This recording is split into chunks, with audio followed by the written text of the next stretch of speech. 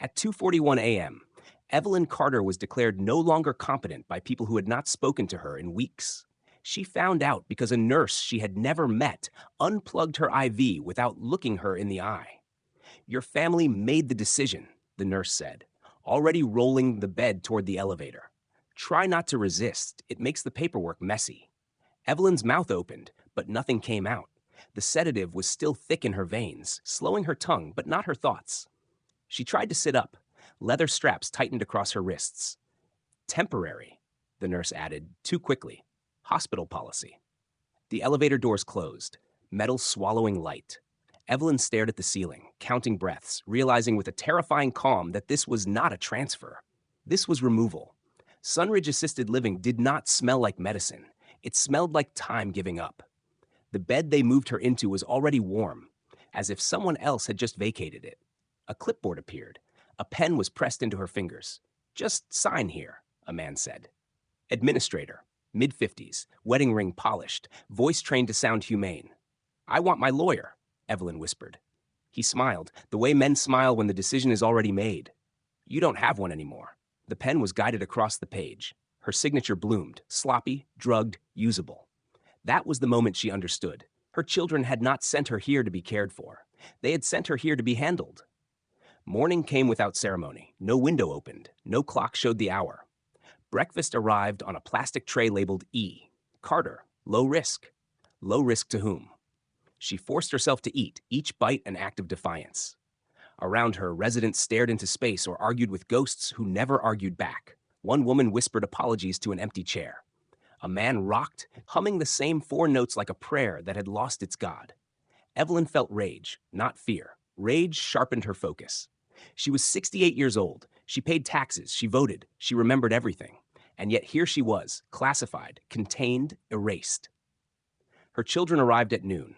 Laura came first, eyes red, hands already shaking. Michael followed, immaculate, irritated by the delay at the front desk. They stood at the foot of her bed like attorneys inspecting a settlement.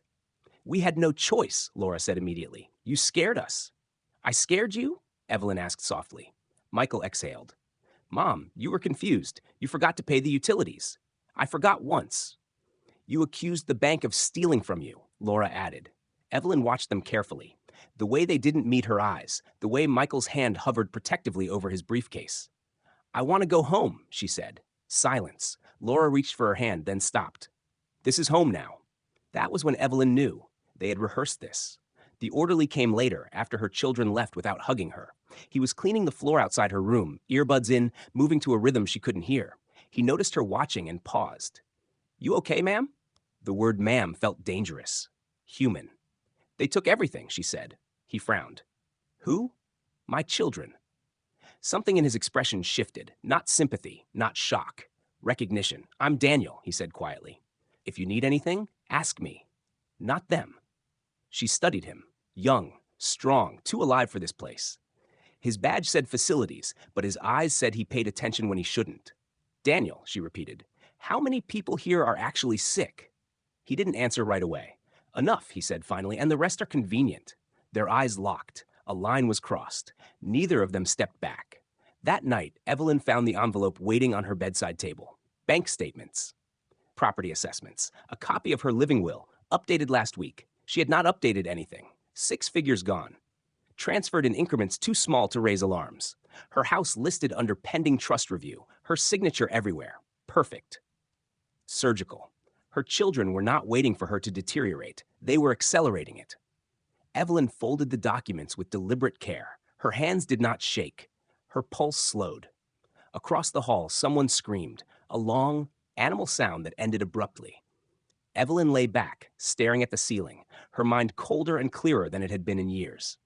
They thought Sunridge would silence her. They thought age meant weakness. They thought love had made her predictable. They were wrong. Very soon, everyone involved would learn the same thing. Evelyn Carter was not losing her mind. She was sharpening it. Evelyn did not sleep. Sleep belonged to people who believed tomorrow would resemble yesterday. She lay still, eyes open, listening to Sunridge cycle through its nocturnal rituals. The wheeze of oxygen tanks, the distant coughs, the soft shuffle of night staff trained to move quietly around the living and efficiently around the dying. At 4:12 a.m., she heard a cart stop outside her door. Keys, paper, a pause too long to be casual. The door opened a fraction. A face appeared, female, middle-aged, professional. Medication check, the nurse said. Evelyn sat up immediately. Too alert, too fast. I didn't request anything. The nurse's eyes flicked to the clipboard. It's scheduled. For what? Agitation. Evelyn smiled then. Not kindly, not warmly. It was the smile of someone who had just confirmed a theory. I'm not agitated, she said. I'm aware. That word landed badly. The nurse stiffened. Mrs. Carter, if you refuse, I want it documented. Evelyn cut in. That I refused. That I was lucid. That you attempted to administer without consent. Silence stretched. Somewhere down the hall, a monitor beeped once and went quiet. The nurse closed the door. No medication was given. Evelyn lay back, heart pounding, not from fear, but from triumph. They were already adjusting, already recalibrating her as a problem. Good. Breakfast arrived late. The tray was wrong. Higher dosage pills, 2 instead of 1. Evelyn slid them under her tongue, waited until the aide turned away, then dropped them into her napkin. Years of motherhood had taught her how to perform compliance while planning escape. Across the room, a man choked quietly while his table-mate kept eating, eyes fixed forward. No one noticed for almost a minute. Sunridge did not rush. Sunridge observed. Daniel appeared near the doorway, mop in hand. He saw the pills slip. Their eyes met. Nothing was said. But when he passed her later, he murmured, barely audible, "Smart." She looked at him sharply. "You shouldn't say that." "I know," he replied. "That's why I did." At 10 o'clock, Evelyn was summoned to the administrative office. The room was bright in a way that felt punitive. Certificates lined the walls. Framed mission statements spoke about dignity and compassion in fonts chosen by people who had never needed either. Mr. Harlan sat behind the desk, fingers interlaced. "You had a difficult first night," he began. "No," Evelyn said. "I had an informative one." He smiled thinly. "Your children are concerned. My children are thieves." The smile faltered. "Just a fraction. Mrs. Carter, accusations like that are symptoms." "Of clarity?" she asked. "Or inconvenience?" Harlan leaned back. "You signed the documents, multiple times. Under sedation. Legal sedation." Evelyn leaned forward. "You know what happens when a will is challenged under coercion?" He didn't answer. She continued softly, "You lose your license." For the first time, he looked at her not as a resident, but as a variable. "We're here to protect you," he said. "From what?" "From yourself." Evelyn stood, slowly, deliberately. "Then you should start locking the doors." Laura called that afternoon. Her voice came through the receiver brittle, rehearsed exhaustion clinging to every word. "The administrator says you were combative." "I was specific," Evelyn replied. "You embarrassed us." "There it is." A pause. Then, quieter, sharper. "You're not well, Mom." Evelyn closed her eyes. Memories surfaced uninvited. Laura at 10, crying silently in her room. Laura at 25, asking permission to quit law school. Laura at 40, signing papers she didn't read. "I raised you to survive," Evelyn said. "Not to erase me." "You raised us to obey," Laura snapped. "This is what obedience looks like when you're old." The line went dead. Evelyn sat with the silence, feeling something tear, not cleanly, not all at once, but enough to bleed. That evening, Daniel found her in the courtyard. Technically, she wasn't allowed outside unsupervised. Technically, he wasn't allowed to let her be there. The rules bent easily around the people who didn't care enough to enforce them. "You shouldn't be alone out here," he said. "I'm never alone in there," she replied. "That's worse." He sat across from her, close enough to be inappropriate, far enough to be safe, for now. "They're watching you," he said. "I know. They think you'll crack." She smiled faintly. "They always do." Daniel hesitated. "Your kids, they come with paperwork." "Of course they do. Power of attorney, medical proxy, financial control." Evelyn turned to him slowly. "How do you know that?" He met her gaze. "Because I've seen this before, and because someone asked me to keep an eye on you." Her blood chilled. "Who?" "Your son." The words settled like poison. "Michael." Evelyn exhaled, steadying herself. "Did you agree?" Daniel shook his head. "I don't work for people who don't look me in the eye." Something unspoken passed between them. Trust, perhaps, or mutual risk. "Daniel," she said carefully. "If I asked you for help," he interrupted her. "Don't." She smiled. "You already are." That night, the fire alarm went off at 11:36 p.m. Chaos rippled through Sunridge, doors opening, residents panicking, staff scrambling. Evelyn stood calmly as smoke filled the hallway, watching as order dissolved into instinct. Daniel appeared at her side. "This wasn't you, was it?" "No," she said, "but I admire the timing." As they moved toward the exit, Evelyn glanced back at the building. The locked doors, the watching cameras, the system built on patience and neglect. Somewhere inside, someone was screaming again. Evelyn stepped into the night air, lungs burning, mind blazing. This place was designed to end people quietly. She was going to tear it open, slowly, legally, and without mercy. The fire alarm was ruled a malfunction by morning, a faulty sensor, aging wiring, an unfortunate coincidence. Sunridge loved coincidences. They erased intention. Evelyn sat at the small table in her room as Mr. Harlan explained this to her, his voice smooth, apologetic, rehearsed for liability rather than truth. A fresh incident report lay between them, already filled out, already resolved. "No injuries," he said. "That's what matters." "That's what didn't happen," Evelyn replied. "There's a difference." He ignored that. "Your children were notified. They're concerned." "Again," she said, "how generous." Harlan closed the folder. "Mrs. Carter, events like last night can be very destabilizing for someone in your condition." "My condition," she repeated. "Which is?" He smiled. "Stress, paranoia, fixation." Evelyn leaned forward. "And theft?" The smile vanished. By noon, Sunridge changed its posture toward her. Her room door no longer closed fully. The medication cart lingered longer. Staff spoke more slowly, louder, as if volume could induce compliance. Observation had begun. Evelyn welcomed it.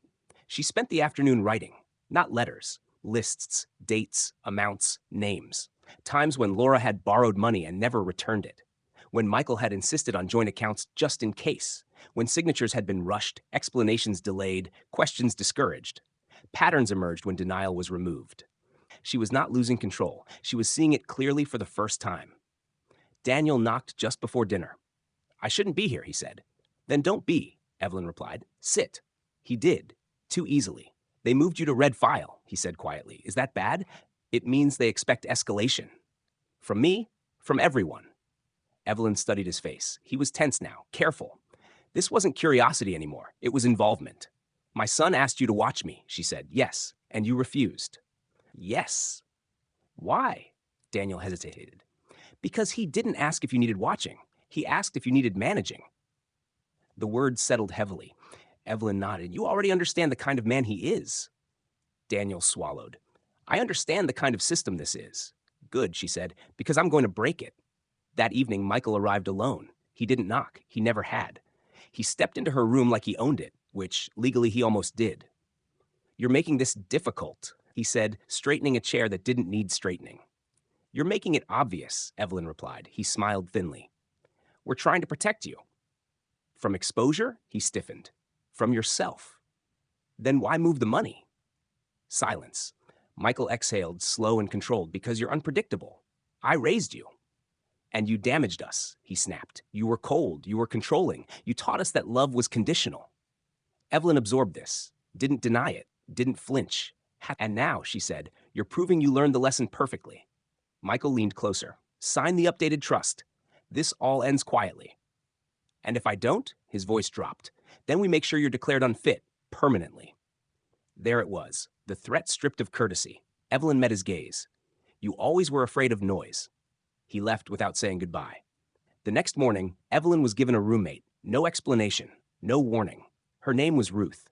76, diagnosed dementia. Former schoolteacher. She cried constantly for a husband who had died 10 years earlier. Ruth woke screaming at night. Staff apologized for the inconvenience.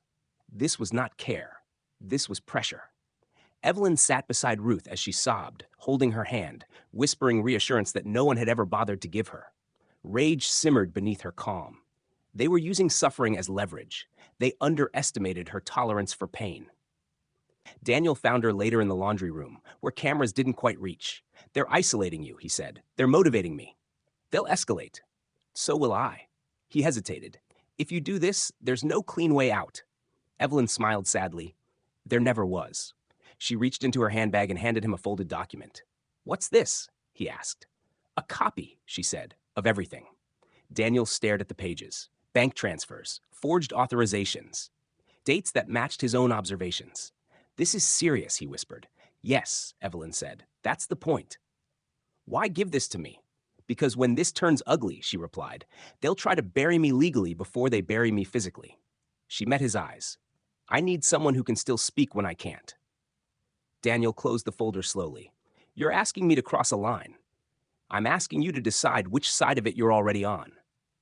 That night, Ruth died. No alarm. No announcement. Just a sheet pulled up quietly and a bed rolled out before breakfast. By morning, Evelyn's room was empty again. Too empty.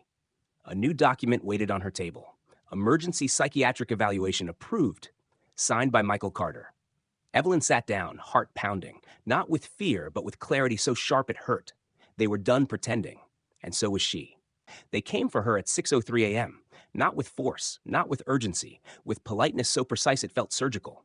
2 aides, 1 nurse. A wheelchair she did not request. Evaluation day, the nurse said, smiling too brightly. Just routine. Evelyn didn't move. I want my attorney, she said.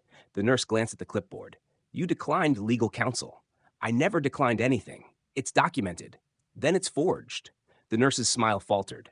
Mrs. Carter, please don't make this harder. Evelyn stood on her own, slowly, deliberately. She did not raise her voice. She did not resist. I'm walking, she said. If I'm unstable, you'll have proof. No one argued.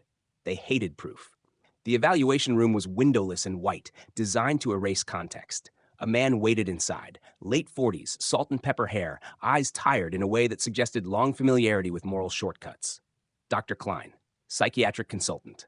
He didn't shake her hand. Evelyn, he said, already too familiar. Do you know where you are? Yes. Where? A facility my children paid to make me disappear.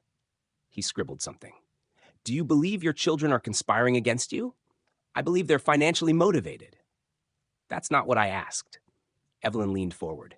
Do you believe adult children are incapable of exploiting their parents? He paused, just a beat too long. I believe, he said carefully, that stress can distort perception. Evelyn smiled. Then you should look at the bank records. He didn't. An hour later, Laura arrived. She looked relieved, which hurt more than anger would have. Michael said this might happen, Laura whispered, as if sharing a confidence rather than executing a plan. If you just cooperate, it'll be over quickly. Over what? Evelyn asked. Me? Laura flinched. Why are you doing this? Because you never learned how to ask, Evelyn replied. Laura's eyes filled. You were never warm. Evelyn nodded. And now you're cold. Laura turned away. The paperwork was signed. Daniel found her room empty, the bed stripped, the drawer bare, the air wrong. He felt it immediately, that quiet violence institutions perfected. He asked at the desk. He was told nothing. He wasn't authorized. He didn't leave. By noon, he had accessed the schedule board. By 1, he knew the transport company. By 2, he had copied the intake log with his phone. At 3, he made a call he had sworn never to make again. Evelyn woke restrained, not tightly, just enough. A different building, a different smell. Bleach layered over fear. A woman's voice drifted from behind glass. She's presenting as calm. Calm can be deceptive, another voice replied, especially in manipulative personalities. Evelyn closed her eyes and breathed. Panic would be useful later. Not now. She thought of Ruth, of the scream that had ended too cleanly, of how silence had been weaponized. They would not have that luxury with her. That night, Daniel arrived at the facility. He wasn't allowed inside. That was fine. He waited. At 9:14 p.m., a nurse stepped out for a smoke. At 9:16, she recognized him. At Sunridge? She asked. Yes. Her face changed. Oh, her. Is she dangerous? He asked. The nurse snorted. Only to people who deserve it. Daniel smiled for the first time in hours. Inside, Evelyn sat upright on her bed, restraints loosened, eyes sharp. They thought they had isolated her. They were wrong. The system always assumed compliance. It never planned for witnesses. The first thing Evelyn noticed was the silence. Not the quiet of sleep or peace, but the engineered absence of interruption. No televisions, no hallway chatter, no accidental human noise. The kind of silence meant to encourage confession or collapse. She counted the hours by the way the light shifted behind reinforced glass. At some point, someone slid a tray through the slot in the door. No words, no eye contact, just food calibrated for compliance. Evelyn did not touch it. She sat on the edge of the bed, spine straight, hands folded in her lap, rehearsing facts like prayers. Dates, numbers, names, not because she was afraid of forgetting, but because she wanted them sharpened, weapon ready. They wanted her disoriented. She refused to give them even that. Dr. Klein returned in the afternoon, this time with a woman Evelyn hadn't seen before, late 30s, severe bun, tablet clutched like armor. Psychiatric Review Board, Klein said. This is Dr. Ramirez. Evelyn looked directly at the woman. Do you believe confinement clarifies the truth? Dr. Ramirez blinked. We're here to assess your well-being. My well-being is being dismantled in stages, Evelyn replied. You're just the cleanest tool they could find. Klein cleared his throat. Evelyn, do you believe your son is trying to harm you? Yes. Physically? Eventually. Dr. Ramirez's fingers paused over the tablet. Based on what evidence? Klein asked. Evelyn smiled. Escalation patterns. Klein frowned. That's not an answer. It's a diagnosis. Across town, Michael sat in his office, jaw clenched, staring at his phone. No updates, no confirmation, no closure. He hated that. Control required feedback. He called the facility, was told Evelyn was resting. He emailed Dr. Klein, received a non-committal response. He called Laura. She's still lucid, Laura whispered. Michael closed his eyes. Then we're running out of time. Laura hesitated. This is already extreme. So was her parenting. He snapped. This ends now. Daniel watched the building from his car. He'd learned the shift changes, the blind spots, the way institutions relied on exhaustion to protect their secrets. He wasn't supposed to be here. That didn't matter anymore. His phone buzzed, a message from an unknown number. She's holding. They're pushing for extended observation. Daniel stared at the screen. Then another message.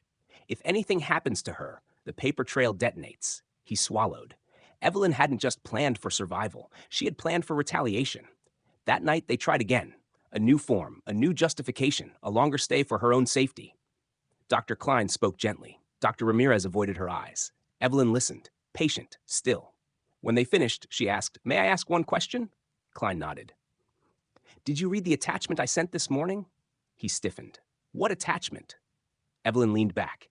The one documenting forged signatures, coercive transfers, and a timeline that aligns perfectly with my son's involvement. Dr. Ramirez looked up sharply. You sent documentation? To 4 separate addresses, Evelyn replied, including the State Oversight Board. Klein's face drained of color. That's impossible, he said. Evelyn smiled. You underestimate how much time silence gives a woman. The next morning, everything changed. Her restraints were gone, her door unlocked. Staff spoke carefully now, respectfully. Too late. By noon, an investigator arrived. By evening, Michael's name appeared in a report. By nightfall, Evelyn lay back on her bed, staring at the ceiling, not relieved, not victorious. Just tired. They hadn't broken her, but they had taught her something unforgivable. Trust was the first thing families killed, and the easiest thing institutions helped bury. Evelyn closed her eyes, already planning the next move. This was no longer about escape. It was about exposure.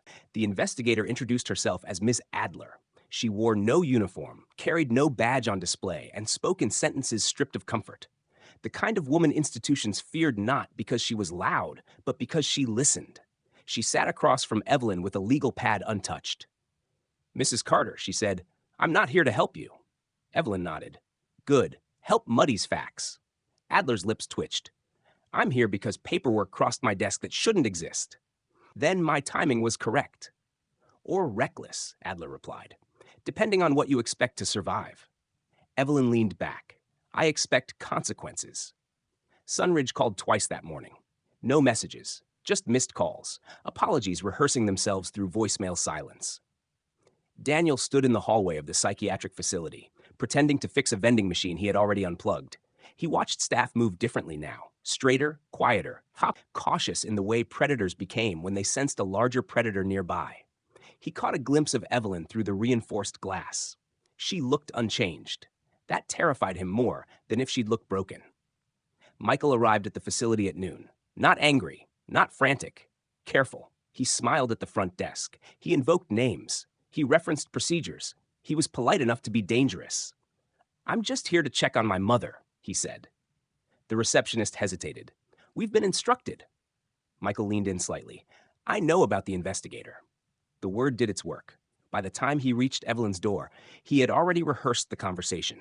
Controlled remorse, measured concern, a son burdened by responsibility. He opened the door. Evelyn didn't look at him. You escalated this, he said softly. You initiated it, she replied. He closed the door behind him. You don't understand how close this is to spiraling. She finally turned her head. I understand perfectly. You're losing leverage. Michael sighed. If you withdraw the complaint, we can still fix this. Evelyn smiled faintly. You mean contain it? I mean protect what's left of the family. There is no family, she said. Only inheritance. His jaw tightened. You taught us to survive.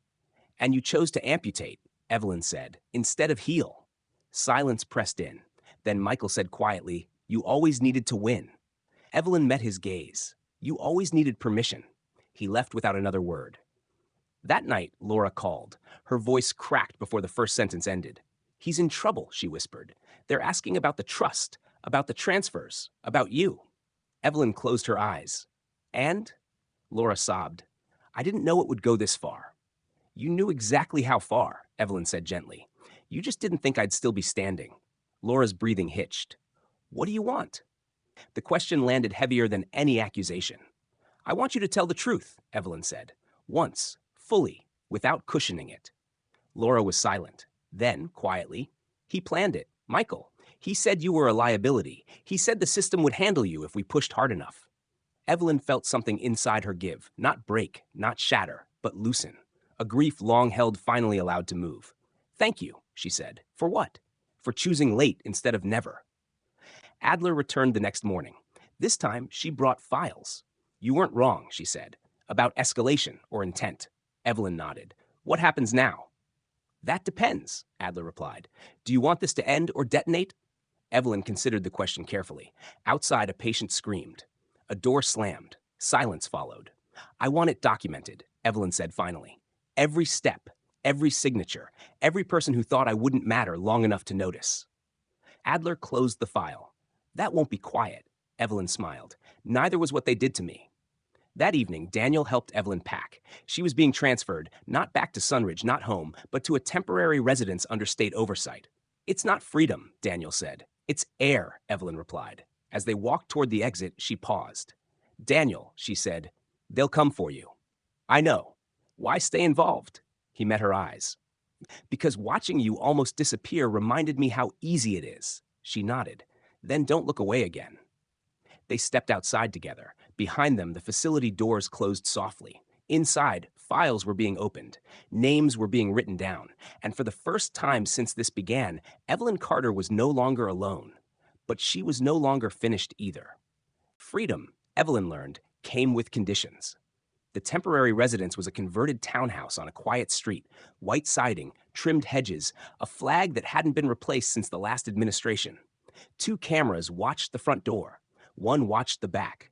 A woman named Karen checked in every morning and every night, always polite, always counting. This is for your protection, Karen said, clipboard tucked against her chest like a shield. From whom? Evelyn asked. Karen smiled. Everyone. The first subpoena arrived on day 3. Michael's name printed cleanly at the top, his firm, his credentials, his confidence reduced to paper. Evelyn read it slowly, savoring the unfamiliar sensation of the law finally looking in the right direction. Laura called an hour later.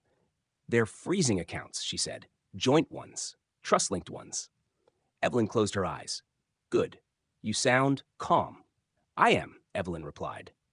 This is the part where liars run out of oxygen. Laura hesitated. Michael says you're doing this to punish him. Evelyn's voice hardened. No, I'm doing this to stop him. Daniel visited that evening. He looked different now, less tentative, more deliberate.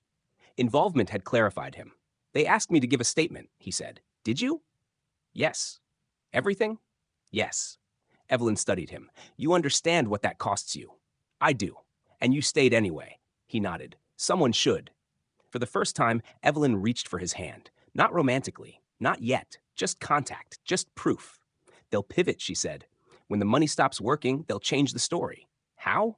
By making me the villain, she replied. An unstable mother, a manipulator, a woman who couldn't let go. Daniel exhaled. Will it work? Evelyn smiled thinly. It always does, for a while. Michael's pivot came faster than she expected. A press inquiry, carefully worded. Anonymous concern about elder abuse by an unvetted staff member at Sunridge. A suggestion of inappropriate influence. A younger man, a vulnerable woman. Daniel's name wasn't mentioned. It didn't have to be. Evelyn read the article online, heart pounding, not with fear but fury so precise it felt surgical. He's shifting the spotlight, Daniel said quietly. He's aiming at you, Evelyn replied. And me through you. I can handle it. No, she said sharply. You shouldn't have to. Silence stretched. Then Daniel said he thinks shame will stop you. Evelyn laughed. It startled them both. I was born into shame. He just learned how to weaponize it. Miss Adler arrived the next morning with a warning. They're pushing a narrative, she said. Undue influence, emotional manipulation, sexual impropriety. Evelyn didn't blink. Of course they are.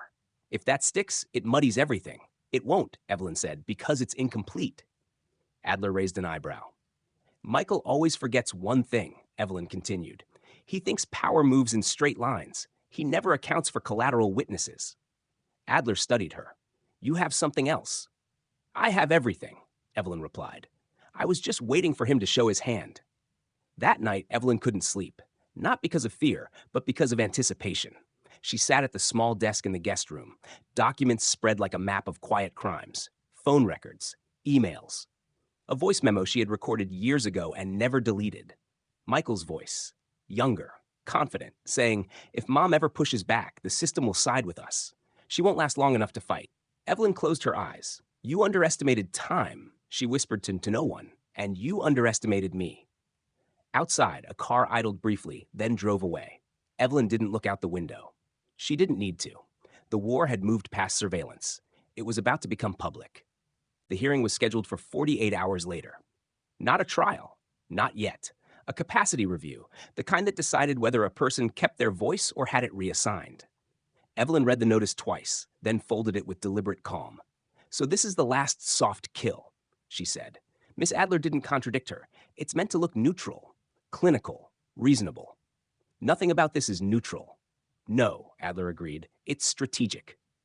Michael arrived at the townhouse that afternoon, unannounced, uninvited. Karen tried to stop him. He smiled, cited legal standing, invoked emergency concern. He had always known how to sound like help. Evelyn watched from the doorway as he stepped inside, eyes already scanning. Cameras, documents, Daniel's jacket on the chair. You're surrounding yourself with bad optics, he said. You're panicking, Evelyn replied. That's new. Michael exhaled sharply. They're questioning my ethics. You don't have any, she said. Only credentials. His jaw tightened. If you withdraw the statements, I can contain the fallout. And if I don't, he leaned closer, voice low, then I make sure the hearing ends your credibility permanently. Evelyn held his gaze. You already tried to end me. A flicker of something crossed his face. Not regret. Calculation. You don't have the stamina for this, he said. You never did. She smiled. You confuse endurance with silence. That night, the story broke. Not Michael's version. Evelyn's. Miss Adler released a partial file, enough to raise questions, not enough to violate procedure. Forged signatures, suspicious transfers, a timeline that refused to behave like coincidence. By morning, Sunridge was trending. By noon, Michael's firm issued a statement. By evening, Daniel's name was everywhere. They're painting you as the seducer, Evelyn said quietly, watching the news scroll across the screen. Daniel didn't look away. I expected that. They're calling it elder manipulation. They always do when women refuse to age quietly. Evelyn turned to him. This ends your career. Daniel finally met her eyes. It already did the moment I stayed. Silence settled, not heavy, but charged. Then Evelyn said softly, there's one more thing. She reached into her bag and placed a small recorder on the table. Daniel stared at it. What is that? A conversation, she said. From years ago. Michael, Laura, me. What kind of conversation? The kind they forgot I remembered. The hearing room was smaller than Evelyn expected. No jury, no drama, just 3 officials, a stenographer, and the slow hum of air conditioning that suggested patience without mercy. Michael sat across from her, immaculate. Laura beside him, pale, already folding inward. Dr. Klein was present. So was Dr. Ramirez. Everyone who had tried to define her was in the room. Evelyn sat straight, unassisted. They began with questions designed to exhaust her. Dates, names, hypotheticals framed as concern. She answered calmly. Then Michael's attorney stood. We submit that Mrs. Carter has been unduly influenced by a younger male staff member, compromising her judgment. Evelyn raised her hand. I'd like to submit evidence. The room paused. Ms. Adler nodded. Evelyn pressed play. Michael's voice filled the room. Confident, dismissive, cruel. She won't fight. She never does. And even if she tries, the system will do the rest. Silence followed. The wrong kind. Michael went white. Laura began to cry. Evelyn turned off the recorder. You asked whether I was competent, she said evenly. The real question is, who here assumed I wasn't? No one answered. Outside the room, reporters waited. Inside, something irreversible had shifted. Evelyn sat back, heart steady. This wasn't the end, but it was the moment the ground gave way. The room did not erupt the way Evelyn had imagined. No shouting, no dramatic exits, just a slow, collective recalibration, the sound of people silently realizing they were now on the wrong side of history. One of the panel members cleared her throat.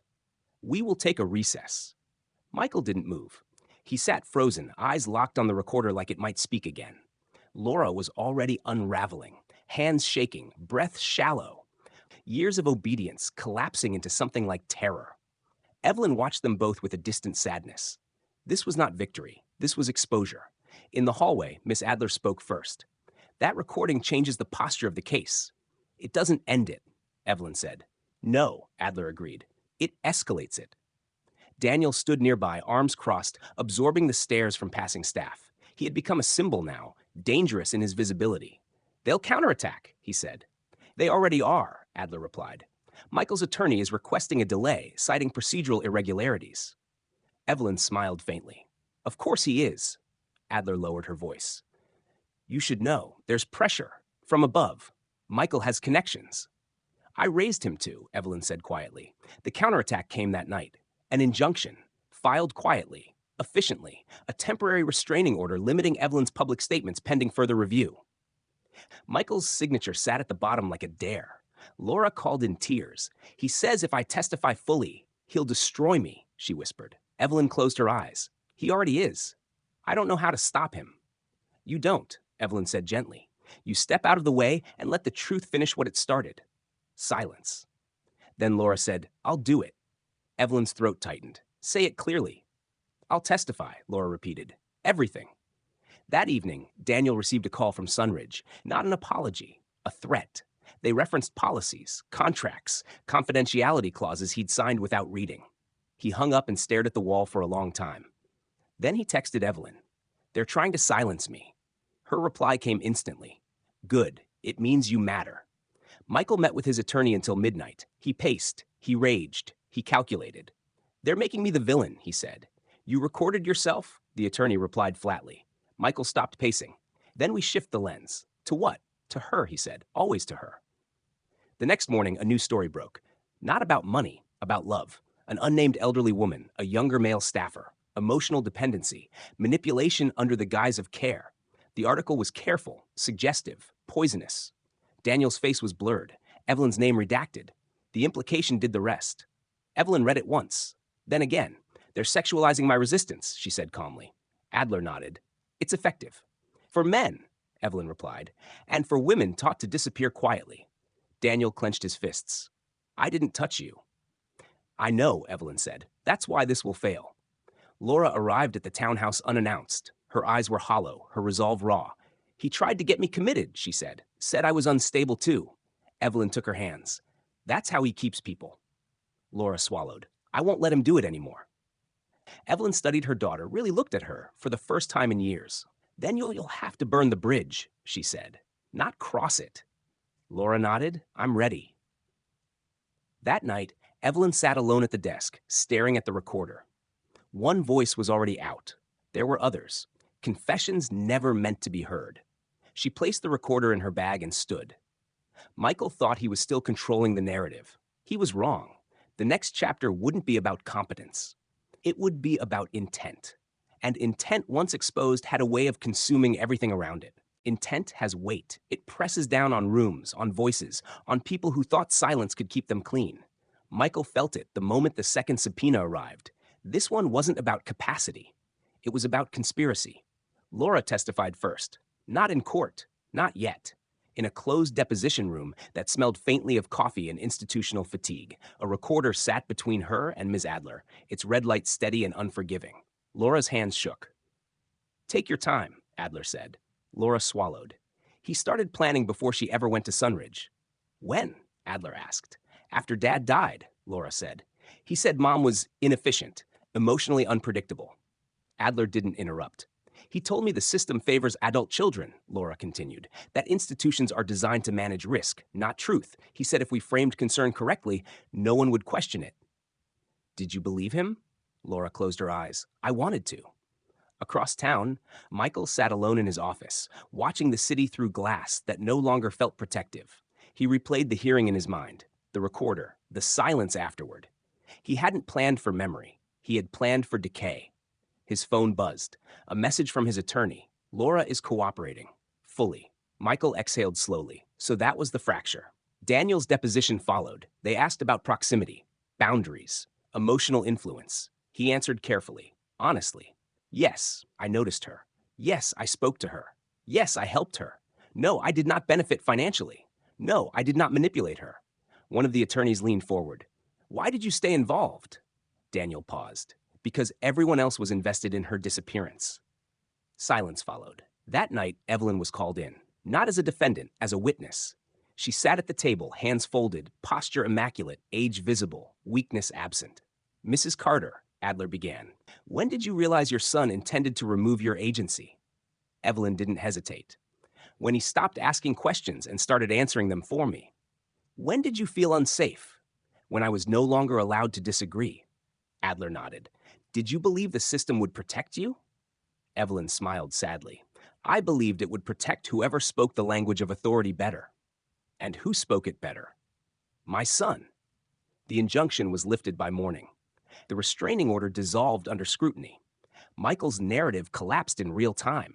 By noon, reporters were no longer whispering. They were asking names. Michael confronted Evelyn that evening. Not legally, not formally, personally. He showed up at the townhouse just after sunset, security cameras recording everything. You've turned this into spectacle, he said, voice tight. You turned it into strategy, Evelyn replied. I tried to manage you. You tried to erase me. He stepped closer. You could have let this end quietly. Evelyn met his gaze. You mistook quiet for consent. His voice dropped. You always needed control. And you always needed permission, she said. This time, you didn't get it. Something in his face shifted, cracked. Not remorse, fear. Later that night, Miss Adler called. They're filing criminal charges, she said, not just civil. Evelyn closed her eyes. Against whom? Michael, Adler replied, and 2 administrators at Sunridge. Evelyn exhaled slowly. This was the cost, not justice, but permanence. She stood at the window long after the call ended, watching the streetlights flicker on one by one. Daniel joined her quietly. It's almost over, he said. No, Evelyn replied. It's just no longer hidden. She turned to him. People think revenge is loud, she continued. It isn't. It's patient. It waits until the truth has nowhere left to go. Daniel nodded. And after? Evelyn looked back out the window. After, she said softly, we see what's left when power loses its mask. Somewhere across the city, Michael Carter was realizing the same thing. The system he trusted was no longer answering his calls. The arrest did not come with handcuffs. It came with an email. Michael read it 3 times before the words settled into something real. Formal charges pending. Voluntary surrender recommended. Language designed to preserve dignity while quietly removing power. He closed his laptop and sat very still. For the first time in his life, there was no next move. Sunridge closed its doors that morning. Not officially. Not yet. But staff were told not to speak. Phones rang unanswered. The sign at the entrance was covered with a tarp that flapped uselessly in the wind. Inside, administrators shredded documents they had once trusted to protect them. Outside, families gathered, some angry, some confused, some suddenly aware of how close they'd come to doing the same thing Evelyn had survived. She watched the footage on television without satisfaction. This wasn't vindication. It was aftermath. Laura moved out of her house that night. Not because she was forced to, because she couldn't breathe inside it anymore. Too many rooms filled with decisions she hadn't questioned soon enough. She arrived at the townhouse with a single suitcase. I don't expect forgiveness, she said quietly. Evelyn nodded. Good. It takes time to earn what silence helped destroy. Laura swallowed. What happens to him? Evelyn looked away. What happens to him is no longer my work. Daniel's name was cleared publicly by the afternoon. The same outlets that had hinted at scandal now praised his ethical courage. The pivot was seamless, shameless. He watched the interview replay on mute, jaw tight. They'll forget, he said. Yes, Evelyn replied. That's why this matters now. She handed him a folder. What's this? The rest, she said. Everything I didn't release. Daniel stared at her. Why keep it? Because institutions learn nothing from being exposed, Evelyn said, only from being reminded. Michael surrendered the following morning. He wore a suit, no tie. The optics of contrition. Cameras flashed as he entered the building he once used as leverage. Inside, he sat alone in an interview room, hands folded the way his mother used to fold laundry. Precise, controlled, rehearsed. The investigator across from him asked the first question. Did you believe your actions were justified? Michael hesitated. Yes, he said finally, at the time. And now? He stared at the table. I believed the system existed to solve problems. And your mother was a problem? Michael's jaw tightened. She was inconvenient. The word echoed. Evelyn heard about the interview from Ms. Adler later that evening. He didn't deny intent, Adler said, just motive. Evelyn closed her eyes. That's who he is. Adler hesitated. You understand this may not end with prison. I understand, Evelyn replied. Power rarely punishes itself completely. Are you disappointed? Evelyn thought for a long moment. Then, no. I'm awake. That night, she dreamed of Ruth, not screaming, smiling. They sat together on a bench that overlooked nothing in particular. No institutions, no paperwork, just space. When Evelyn woke, her face was wet. She didn't wipe it away. The final hearing was scheduled. Public this time. Michael's name now carried weight of a different kind. Not authority, liability. Evelyn prepared slowly, not notes, not statements. She chose her clothes carefully. Neutral, unapologetic. Daniel waited by the door. You don't have to go, he said. Yes, she replied. I do. Why? She met his eyes. Because disappearance doesn't end when you're saved. It ends when you're seen. They stepped outside together. The street was lined with cameras, questions, expectation. Evelyn walked forward anyway. This chapter wasn't about revenge. It was about witness, and she intended to be one. The courthouse smelled like old paper and newer fear. Evelyn felt it the moment she stepped inside, the subtle shift in air when truth was no longer theoretical. Reporters lined the hallway, microphones angled like weapons. Someone called her name. Someone else called her brave. She did not look at them. Courage was what people called survival when they didn't want to admit complicity. Michael was already seated when she entered the courtroom. He didn't turn around. His attorney whispered in his ear, fingers tapping too quickly against a yellow pad. Control was leaking through the smallest movements now, the way Michael adjusted his cuffs, the way his shoulders refused to relax. Evelyn took her seat, not behind him, across from him. The judge was efficient, uninterested in spectacle, the kind of man who had seen too many families fracture and no longer pretended neutrality meant innocence. We are here, he said, to determine intent, capacity, and abuse of authority. Evelyn felt Daniel's presence behind her, steady, silent. Laura sat in the back row, pale, eyes fixed on the floor. The clerk called the first witness. It was not Evelyn. It was Ruth's son. He was younger than Evelyn expected, early 40s, nervous, angry in the way grief often manifested when it arrived late. My mother was admitted to Sunridge 3 months before she died, he said. She wasn't sick. She was lonely. Michael stared straight ahead. She called me every day, the man continued. Then suddenly she couldn't. They said it was for her own good. The judge leaned forward. And did you believe that? The man's voice broke. I believe she was managed into silence. The room shifted. This was no longer about Evelyn. The next witness was a former Sunridge nurse. Then another. Then an administrator who had already taken a plea deal. Patterns emerged. Quiet transfers, expedited evaluations, signatures obtained under sedation. Evelyn listened, hands folded, heart pounding not with vindication but with recognition. This machine had been running long before her. Michael's attorney stood. We acknowledge procedural failures, she said, but my client acted under the belief that his mother lacked capacity. The judge turned to Evelyn. Mrs. Carter, do you wish to respond? Evelyn stood. The room stilled. I did not lose my capacity, she said calmly. I lost my usefulness. Michael finally turned toward her. You did not ask me what I wanted, she continued. You decided I had outlived my value. She paused. That is not care. That is disposal. Michael's jaw clenched. The judge nodded. Thank you. Evelyn sat. Michael's attorney whispered urgently. Too late. The ruling came faster than expected. Probable cause. Criminal proceedings to follow. Sunridge placed under state receivership, temporary guardianship restored to Evelyn. Michael's shoulders sagged, not in defeat but in disbelief. He had trusted the system like a god. It had answered like a mirror. Outside the courthouse, chaos waited, flashes, shouting, questions sharpened by hunger. Evelyn stepped into the noise and stopped. She turned. "I am not a symbol," she said into the microphones. "I am a warning." Silence rippled outward. "When families outsource responsibility to systems designed for convenience," she continued, "people disappear."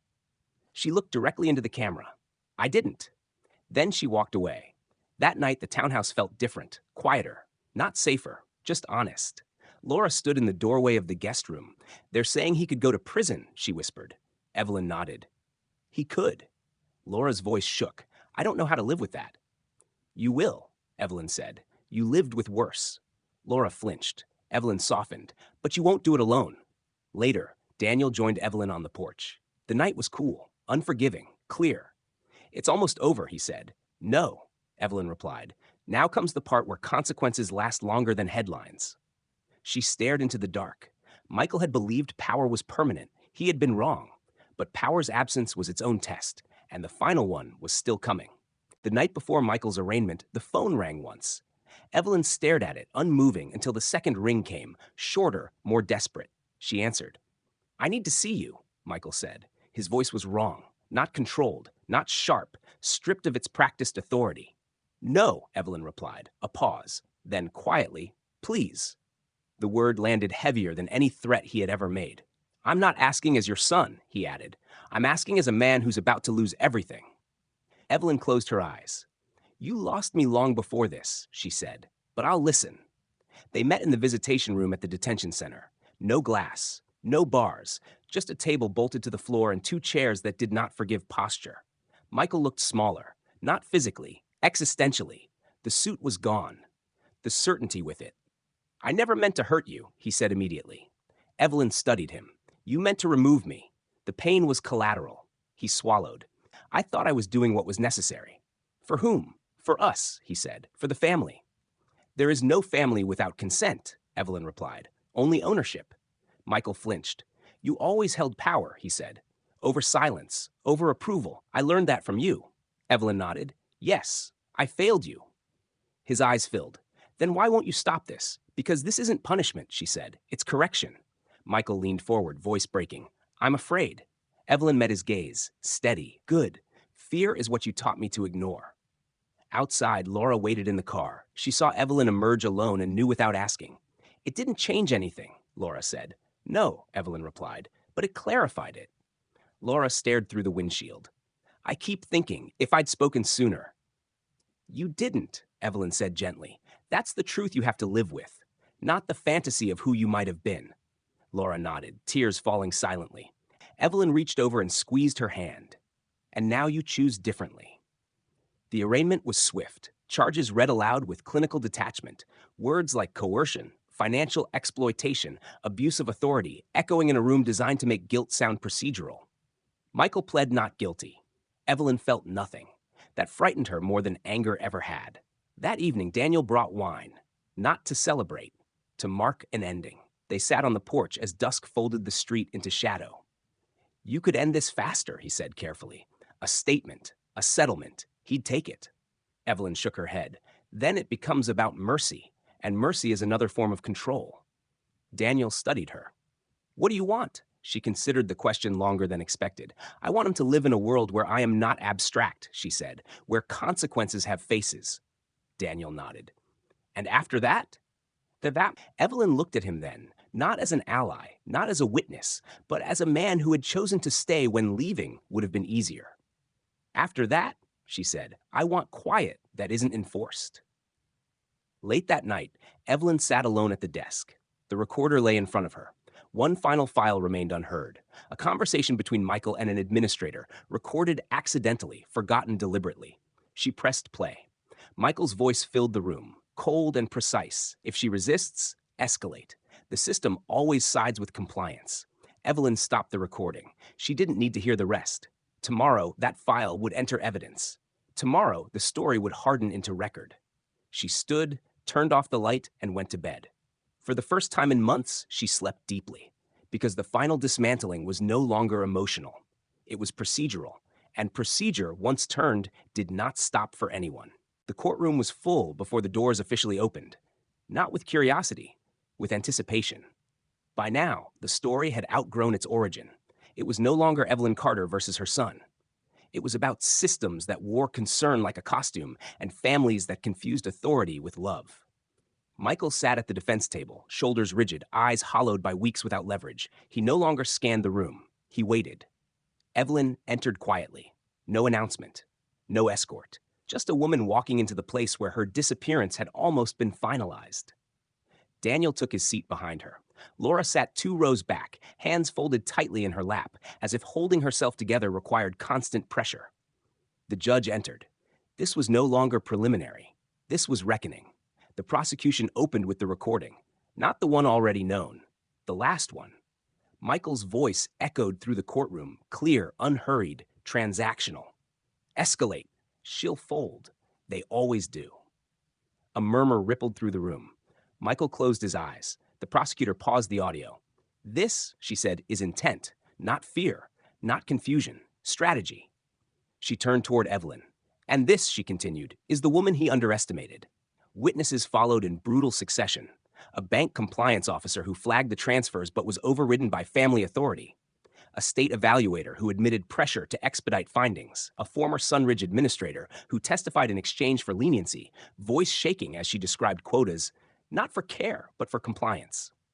Evelyn listened, unmoving. She had already lived this. They were just catching up. Michael took the stand. His attorney hesitated, but there was nowhere left to hide. He spoke calmly, carefully, like a man explaining a failed investment. I believed my mother was deteriorating, he said. I believed intervention was necessary. The prosecutor approached. Did you believe she was dangerous? No. Did you believe she was incapable of understanding financial decisions? No. Then why remove her control? Michael paused. The room leaned in. Because, he said finally, she wouldn't step aside. The words hung there, undeniable, unforgivable. When Evelyn was called, the room went silent. She walked to the stand without assistance. No tremor, no hesitation. I was not confused, she said. I was inconvenient. She turned her head slightly, just enough to look at Michael.